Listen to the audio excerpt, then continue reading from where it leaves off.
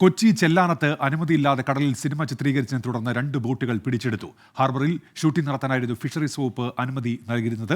ബോട്ടുകൾക്ക് പെർമിറ്റില്ല എന്നാണ് കണ്ടെത്തൽ.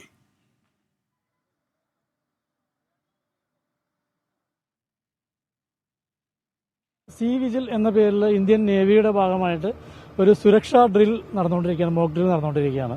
ഈ 2 ബോട്ടുകളും കൃത്യമായിട്ടുള്ള ഒരു സ്പെഷ്യൽ പെർമിറ്റോ ഫിഷിംഗ് ലൈസൻസോ എടുത്തിട്ടുണ്ടായിരുന്നില്ല.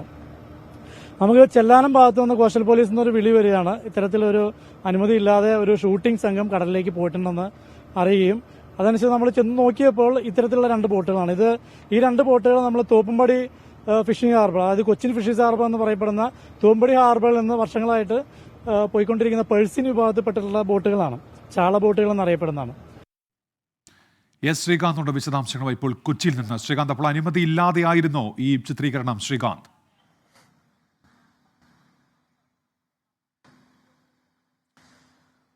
നിലവിൽ ഞാനിപ്പോൾ നിൽക്കുന്നത് വൈപ്പിൻ ഹാർബറിലാണ്. ഈ ദൃശ്യങ്ങളിൽ കാണുന്ന ബോട്ടുകളാണ് നിലവിൽ ഇപ്പോൾ പിടിച്ചെടുത്ത് ഈ ഹാർബറിലേക്ക് കൊണ്ടുവന്നിട്ടുള്ളത്. ഫിഷറീസിന്റെ മറൈൻ എൻഫോഴ്സ്മെന്റിന്റെ നേതൃത്വത്തിലാണ് ഈ നടപടികൾ പൂർത്തിയാക്കിയത്. അതിന്റെ ഉദ്യോഗസ്ഥരാണ് ഈ ദൃശ്യങ്ങളിൽ കാണുന്നത്. ആ ബോട്ടുകൾ പശ്ചാത്തലത്തിൽ കാണാം.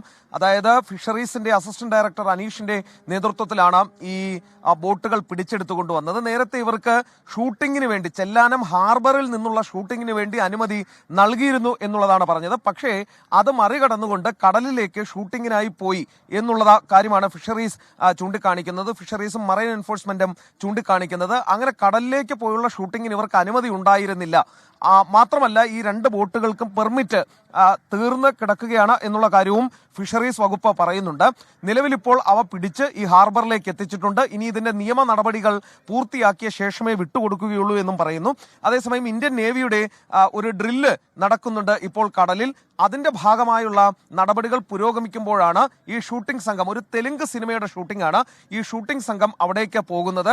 അവർക്ക് കടലിൽ ഷൂട്ട് ചെയ്യാനുള്ള അനുമതിയില്ല എന്നുള്ളതാണ് പ്രധാനപ്പെട്ട കാര്യം. മറ്റൊന്ന്, ഈ പെർമിറ്റ് തീർന്നതാണ് ഈ ബോട്ടുകൾ എന്നും പറയുന്നുണ്ട്.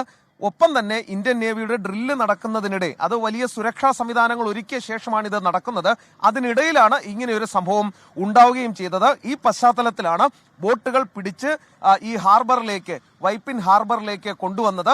നടപടികൾ ഏറെക്കുറെ ഇപ്പോൾ ഇവിടെ പൂർത്തിയായിട്ടുണ്ട്. ഇനി വേണ്ടത് ഇതിന് ഫൈൻ അടയ്ക്കുക എന്നുള്ളതാണ്. ഫൈൻ അടയ്ക്കുന്ന നടപടിക്രമങ്ങൾ നടക്കേണ്ടത് ഡെപ്യൂട്ടി ഡയറക്ടറുടെ നേതൃത്വത്തിലാണ്. അദ്ദേഹം ഇക്കാര്യം പരിശോധിക്കും. ശേഷമായിരിക്കും ഫൈൻ നിശ്ചയിച്ചു കൊടുക്കുന്നത്. ഇപ്പോൾ ഈ ബോട്ടുകൾ ഹാർബറിലുണ്ട്. അതിന്റെ നടപടികൾ ഏറെക്കുറെ പൂർത്തിയാവുകയും ചെയ്തു. അത് പിടികൂടിയിട്ടുണ്ട് ബോട്ട്. ശരി, എസ് ശ്രീകാന്താണ് വിവരങ്ങൾ നൽകിയത്. ബോട്ടുകൾ ഇപ്പോൾ എത്തിച്ചു കഴിഞ്ഞിരിക്കുന്നു തീരത്തേക്ക്. ഫൈൻ അടപ്പിക്കുന്നതിനുള്ള നടപടിക്രമങ്ങൾ പൂർത്തിയായി വരുന്നുവെന്നാണ് ശ്രീകാന്ത് അറിയിക്കുന്നത്.